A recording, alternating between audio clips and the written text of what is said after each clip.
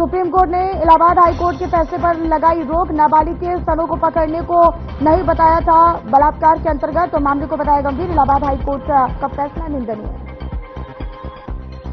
जम्मू कश्मीर के कठुआ में सुरक्षा सर्च ऑपरेशन। हीरानगर के जंगलों में सुरक्षा बलों का सर्च ऑपरेशन जारी।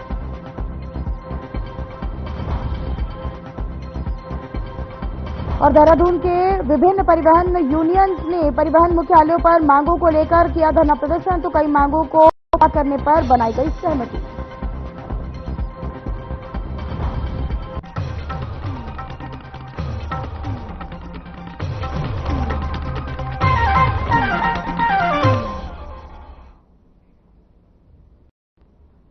नमस्कार, बहुत स्वागत है आप सभी का। आप देख रहे हैं एफएम न्यूज, आपके साथ मैं हूं मनीषा शर्मा। वक्फ संशोधन विधेयक को सदन में पेश करने की तैयारी हो रही है। ईद के बाद 1 अप्रैल को केंद्र सरकार वक्फ बिल को पेश करने जा रही है, जिसको लेकर आज संसद में बैठक भी बुलाई गई। इस बैठक को लेकर संसद से लेकर सड़क तलक चारों तरफ बस विरोध प्रदर्शन जारी है।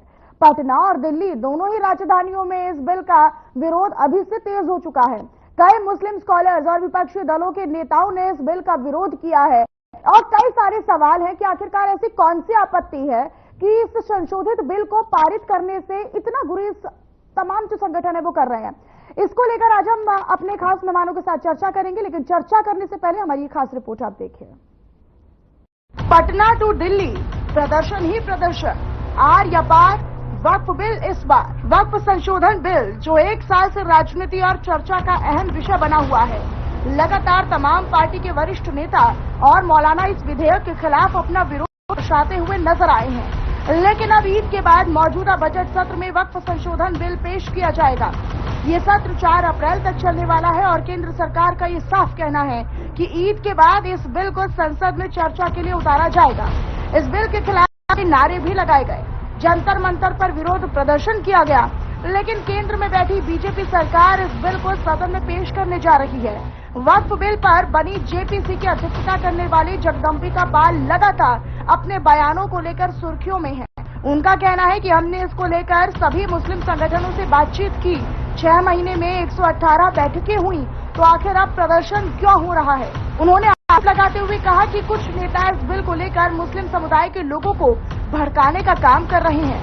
संसदीय मंत्री किरण रिजिजू ने 8 अगस्त को लोकसभा में वक्फ बिल 2024 पेश किया था। विपक्ष के विरोध के बाद सरकार ने ज्वाइंट पार्लियामेंट्री कमेटी यानी जेपीसी का गठन किया, जिसकी अध्यक्षता का जिम्मा जगदम्बिका पाल को सौंपा गया। तब जेपीसी रिपोर्ट का 16 सदस्यों ने समर्थन किया था, जबकि 11 सदस्यों ने इसका विरोध। विपक्ष के सांसदों ने इस रिपोर्ट का असंवैधानिक बताते हुए दावा किया कि ये कदम को बर्बाद कर देगा। विरोध है या रणनीति है कि जब वक्फ को ज्वाइंट पार्लियामेंट्री कमेटी को सुपुर्द कर दिया स्पीकर साहब ने, और उसके बाद 6 महीने हमने चाहे all India Muslim personal law board हो या ऑल इंडिया जमात उलमा हिंद हो या ज़कात फाउंडेशन हो, मिली काउंसिल हो, हमने सभी स्टेक होल्डर्स को बुलाया और सभी के व्यूज लिए, सभी को रिकॉर्ड किया और फिर हमने अपने रिपोर्ट्स का उसको पार्ट बनाया है। All India Muslim personal board के जो प्रवक्ता ने कहा है, ये देश को एक गुमराह करने वाला, देश के अल्पसंख्यकों में एक भ्रम पैदा करने का उनकी एक कोशिश है। ये इसका इंटेंशन गवर्नमेंट का अमेंडमेंट है, इसलिए है कि उसको और कैसे ट्रांसपेरेंट बनाया जा सके। वक्फ संशोधन बिल से मस्जिदों पर खतरा, ईद के बाद जोरदार तकरार, वक्फ पर आज देशव्यापी विरोध का आगाज। तो वहीं एआईएमआईएम प्रमुख असद ओवैसी ने अपनी हैदराबाद की जनसभा में वक्फ संशोधन बिल का जिक्र किया और कहा कि केंद्र सरकार मुसलमानों की मजहबी जमीन छीनना चाहती है। हिंदू धर्म के प्रॉपर्टीज के ऊपर सिख धर्म के और क्रिश्चियन धर्म पर अप्लाई नहीं होता है, तो ये सिर्फ और सिर्फ ये सरकार आइडियोलॉजिकल बुनियाद पर मुसलमानों को अपनी वर्शिप से महरूम करने के लिए, क्योंकि वक्फ मुस्लिम समाज के लिए एक इबादत है, उसको छीनने के लिए ये बिल लाया जा रहा है। ओवैसी इस बिल का शुरू से ही विरोध कर रहे हैं। वो चाहते हैं कि वक्फ संशोधन बिल किसी भी तरह पास ना हो, भले ही उनको संसद से सड़कों पर उतरना पड़े। हिंदू धर्म में बाय कस्टम बाय यूसेज वो मंदिर की जायदाद बन सकती है, तो नरेंद्र मोदी वक्फ के वक्फ यूजर को इस तरह से खत्म कर रहे हैं कि अगर कोई डिस्प्यूट होगा या गवर्नमेंट प्रॉपर्टी होगी तो वक्फ यूजर नहीं रहेगा। दिल्ली में 123 वक्फ की जायदादें हैं। वक्फ पर बवाल, फिर उठे सवाल। आज पर वक्फ बिल इस बार केंद्र सरकार अपने पक्ष को रखते हुए कहती है कि वक्फ संशोधित बिल का मकसद डिजिटलीकरण, बेहतर ऑडिट, बेहतर पारदर्शिता और अवैध रूप से कब्जे वाली संपत्तियों को, जमीनों को वापस लेने के लिए सिस्टम में सुधारों को लाकर इन चुनौतियों का हल करना है। अब देखना ये होगा कि वक्फ को लेकर जारी विरोध प्रदर्शन के चलते ईद के बाद 1 अप्रैल को सदन में केंद्र सरकार इस बिल को पारित कर पाएगी या सदन में इस बिल पर कट्टर विरोध देखा जाएगा। Bureau report, FM news. और चलिए अब जल्दी से ग्राफिक्स के माध्यम से आपको ये समझा देते हैं कि आखिरकार वक्फ बोर्ड क्या है और इसको लेकर क्या घमासान मच रहा है। तो देखिए, वक्फ पर बवाल हो रहा है, लेकिन मस्जिदों पर खतरा है क्या? वक्फ संशोधन बिल से मस्जिदों पर खतरा है क्या, ये सवाल है। अब सदन में वक्फ बिल आ रहा है जिसको लेकर अब चर्चाएं बहुत तेज हो गई हैं। दिल्ली से लेकर पटना तक विरोध प्रदर्शन है। ईद के बाद जोरदार तकरार देखने को मिलेगी, वो इसीलिए क्योंकि पक्ष विपक्ष जो है वो इस बिल को लेकर आप टकराव कर सकते हैं। पटना टू दिल्ली प्रदर्शन ही प्रदर्शन, और इसका पहला चरण पटना से आज शुरू हो चुका है। इसको लेकर आज हम चर्चा करने वाले, हमारे साथ एक खास पैनल जुड़ा हुआ है। सबसे पहले जल्दी से आपका तारुफ उनसे करवा देती हूँ। अश्विनी शाही प्रवक्ता है बीजेपी के, शोएब सिद्दीकी मुस्लिम और बद्र आलम मुतवल्ली बड़ी मस्जिद चंदौसी से हमारे साथ जुड़े हुए हैं। आप तीनों का मैं बहुत स्वागत करती हूँ। लेकिन शुरुआत मैं शोएब सिद्दीकी जी से करना चाहूंगी। शोएब सिद्दीकी जी, अभी ये जो प्रदर्शन चल रहा है, सबसे पहले तो प्रदर्शन को लेकर आपकी जो रिएक्शन है वो, और दूसरा क्या दिक्कत क्या हो रही है, कहां पर दिक्कत आ रही है? भाई सरकार कह रही है ना, सांसदों की मीटिंग बुलाई ना कि चलिए हम जानकारी दे देते हैं, तो फिर क्या दिक्कत आ रही है? देखिए, यहाँ पे दिक्कत जो आ रही है वो जमीनी दिक्कत ये है कि वक्त की जमीनें होती हैं जो हमारे बुजुर्गों ने दी थी, वो उन्होंने दिया इसलिए था कि आने वाले वक्तों में जो गरीब उनको काम आए या कॉलेजेस बने, और एक मुसलमान तो उसमें हक रहता था कि उस हिसाब से काम हो। अब आप देखिए, जिस तरह वक्त में अमेंडमेंट वाली बात चल रही है वो ठीक है, तो हमारे साथ हमारे लोगों को लेके भी चल रही है, लेकिन आप एक तरह से मुसलमान का जो एक हक होता है, एक अधिकार होता है, उसे छीनने की कोशिश की जा रही है। आप बताइए, वक्त की जमीनें जो होती थी, जाहिर सी बात है कुछ मामले ऐसे रहे जो वक्त की जमीनें करी गई थी, उस हिसाब से मंदिरान पे नहीं काम हो रहा है, तो जाहिर सी में उसने मुदाखलत करी। लेकिन हमेशा मैडम एक चीज रहती है कि किसी भी मुल्क की हुकूमत को अख्तियार नहीं है कि किसी के मजहबी मामले में मुदाखलत करे, तो जाहिर है वक्त की जमीन जो आती है वो मुसलमान से रिलेटेड रहती है। अब आप इसमें जैसे एक बात चल रही थी कि इसमें गैर मुस्लिम भी इसमें इन्वॉल्वमेंट रहेगा, तो आप बताइए जो गैर मुस्लिमों की बड़ी बड़ी तंजीमें हैं उसमें क्या कोई मुस्लिम मुदाखलत करेगा? नहीं करेगा। तो इसने जाहिर सी बात टारगेट लिया, और जो मौजूदा हुकूमत है मरकज की, उसमें भी जो कई पार्टियां जो उसमें हैं उनके ही लीडर उसके खिलाफ बात कर रहे हैं, चाहे नीतीश कुमार के लिए, ममता के लिए, चाहे लालू प्रसाद के लिए, चाहे यूपी में कांग्रेस वगैरह बड़ी बड़ी पार्टियां हैं, कुछ पार्टियां जाहिर से इनकार कर रही हैं। तो मेरा ये गुजारिश है, आप ये कह रहे हैं ना कि कोई दिक्कत नहीं है, चलो अवैध नहीं है और इलीगल जमीनें नहीं है, वक्फ के पास, मतलब आपकी टोटल ये दिक्कत है कि वक्फ कोई छुए नहीं, उस जमीन को कोई छुए नहीं। देखिए होता क्या, देखिए जैसे कि अभी देखिए वही मैं पूरी बात 2 सेकंड में कर दूं तो आपको मुकम्मल देखिए, जैसे अभी सनातन बोर्ड की बात चल रही थी, मेरे ख्याल से एक भी किसी मुसलमान ने मुखालफत क्यों बता दी है? मैंने इसके चैनल से बात कही कि सनातन बोर्ड बनना चाहिए, मेरे हिंदू भाई के सनातन बोर्ड बनना चाहिए, लेकिन एक मुस्लिम वक्फ बोर्ड है उसमें मुदाखलत करके आप देखिए जो उसकी हमारे हुकूक है, मेरे हक है, उनको हटाने की कोशिश क्या है। जैसे वैसी साहब ने मस्जिद की बात करी, मस्जिद नहीं, इसमें आप देखिए कब्रिस्तान भी उसमें आएंगे टारगेट पर, जो जमीनों भी बने हुए हैं।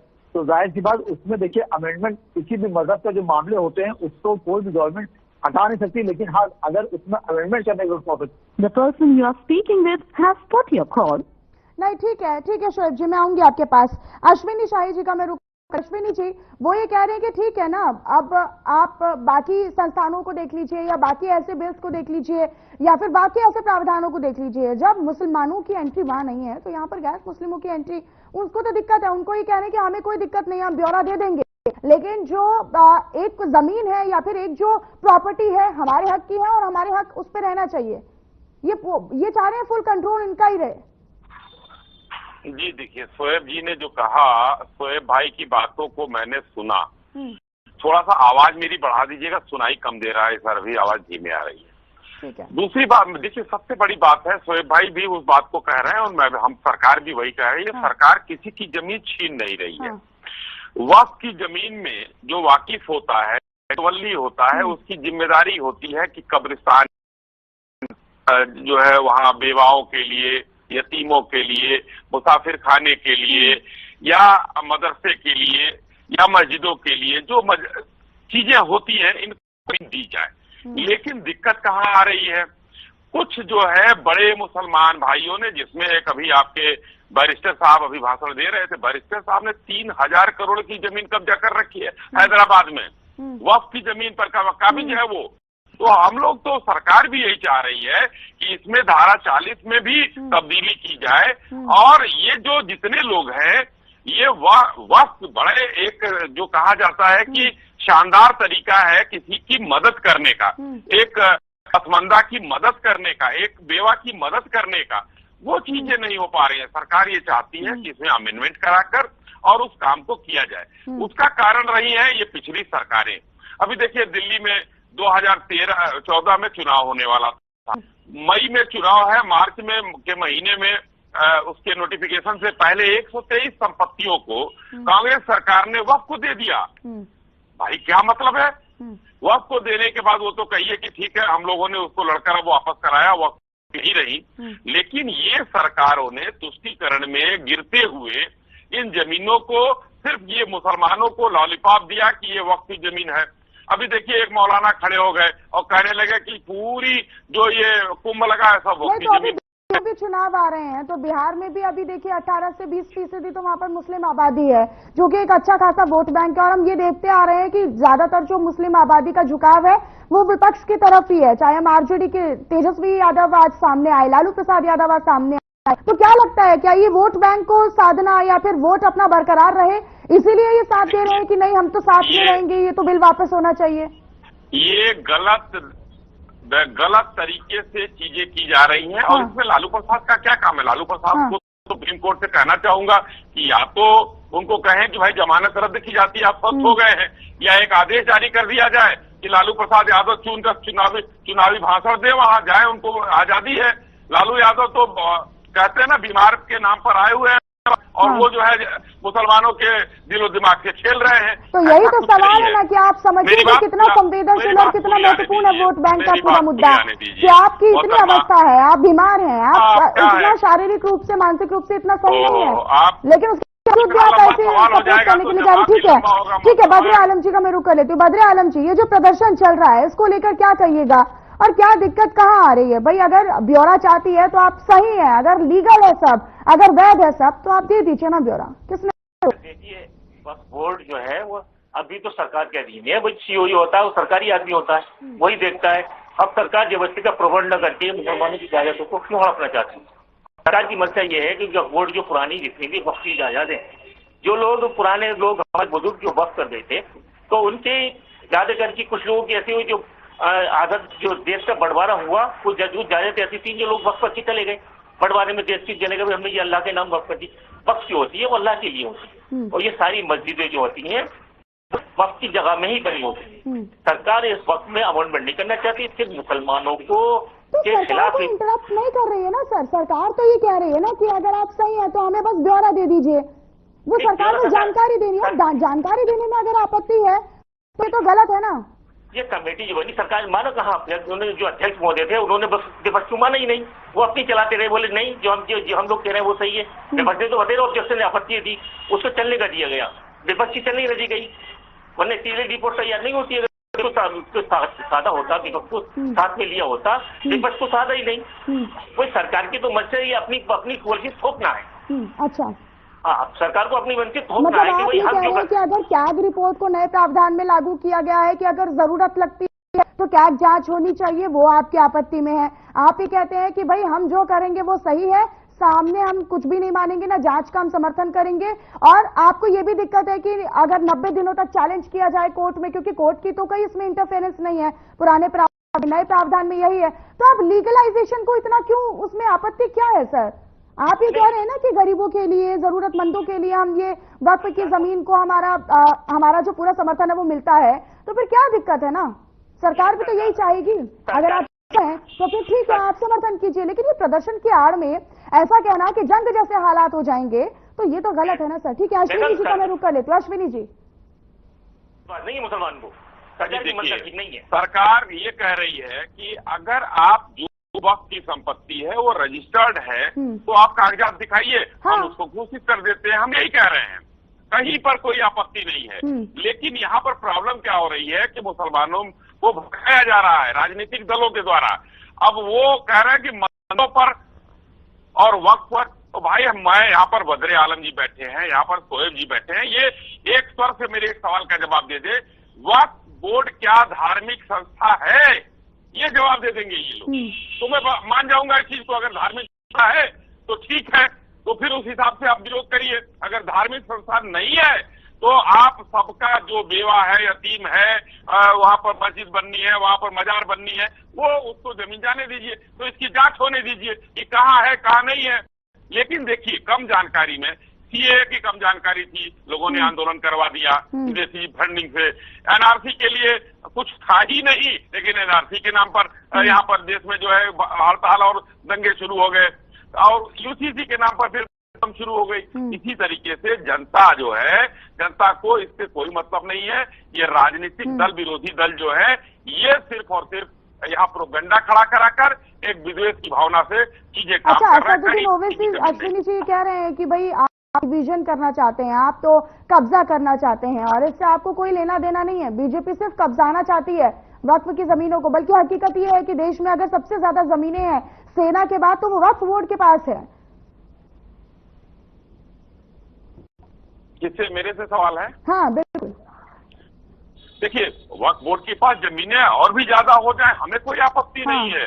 हम तो कह रहे हैं कि जो संपत्तियां रजिस्टर्ड हैं वक्फ के, उसमें वो हमको सरकार को दिखाइए, और वक्फ की जमीन असदुद्दीन ओवैसी कह रहे हैं सर, अश्विनी जी, असदुद्दीन ओवैसी कह रहे हैं कि भाई बीजेपी या केंद्र जो है वो इस बिल को इसीलिए थोपना चाह रही है, इसीलिए लागू करना चाह रही है कि ताकि वो मदरसों की और जो मस्जिदें हैं उनकी जमीनों को हड़पा जा सके, उनको उनके ऊपर कंट्रोल। हाँ। एक बात बताइए, हिंदुस्तान में संविधान चलता है, चाहे ओवैसी जी कहें, बद्रे आलम जी कहें, शोएब भाई कहें, आप कहें, मैं कहूँ, संविधान का राज है।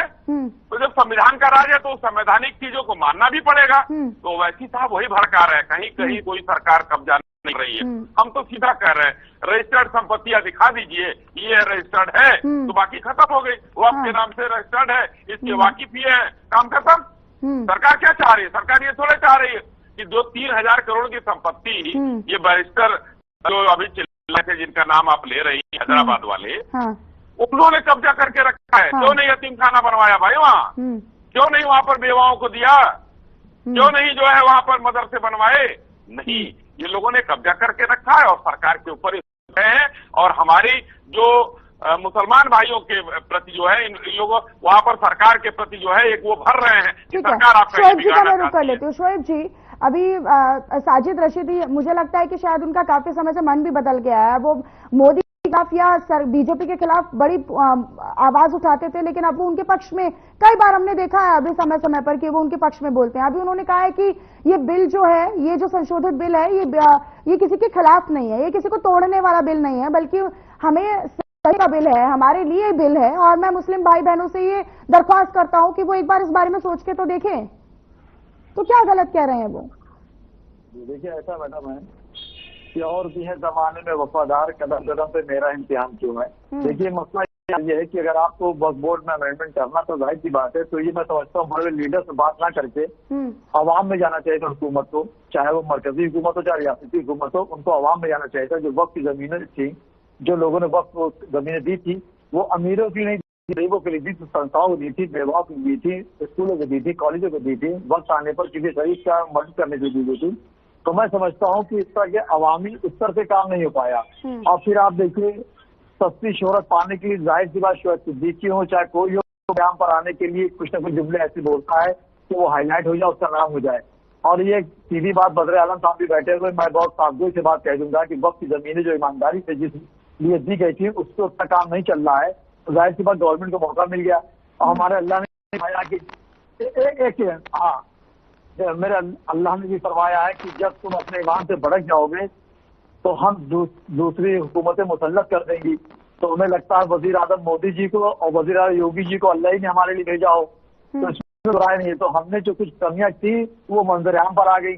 मेरी सिर्फ गुजारिश ये रहती है, हमेशा रहती है, आपके नेशनल टीवी आपका है, कि मुल्क के वजीर आजम से मेरी गुजारिश है और वजीर आला से योगी जी की गुजारिश है, दोनों लोग बहुत स्ट्रिक्ट हैं, बहुत सख्त है, लेकिन सही फैसला लेते हैं, निष्पक्ष जांच की।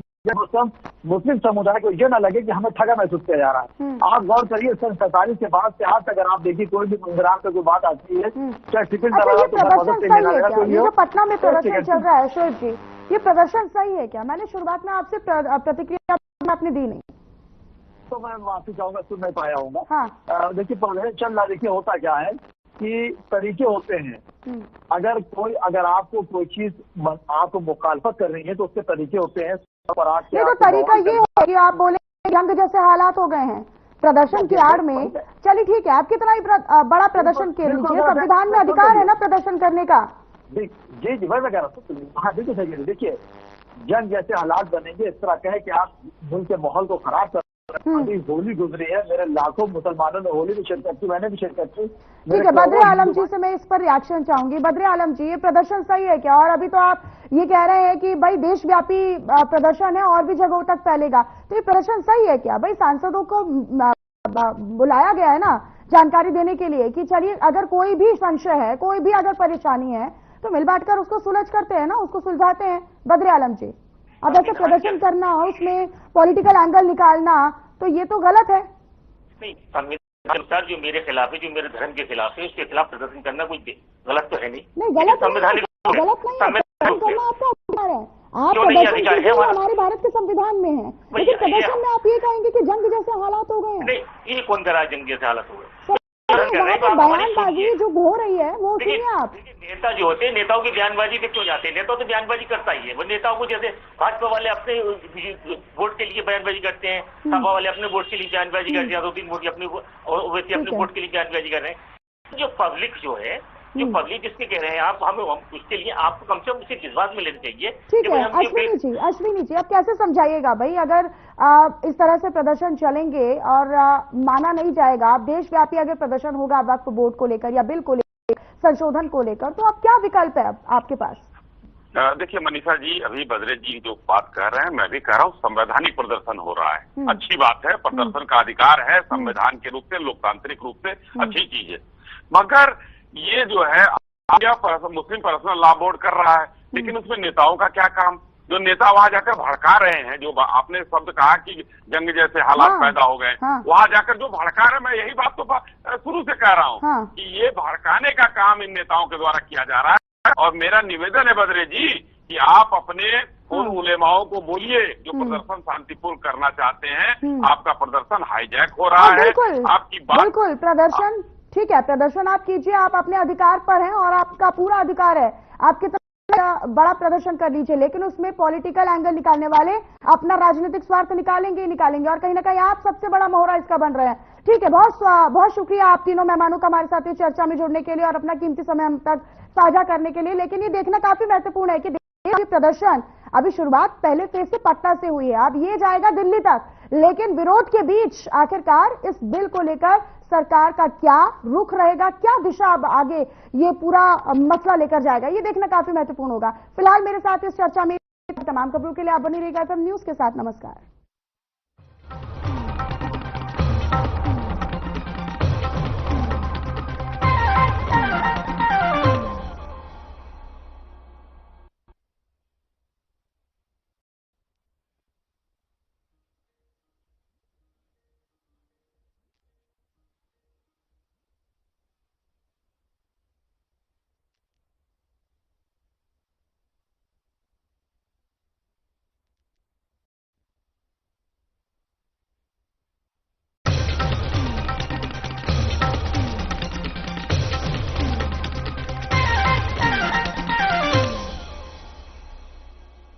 हर रोज हो जाता हूँ लेट, साफ नहीं होता है मेरा पेट। अबे घोचू, जीके स्ट्रॉन्ग करने का अच्छा इंडिया को मालूम है, पेट दबा हर रोग दबा, एक ही जगह।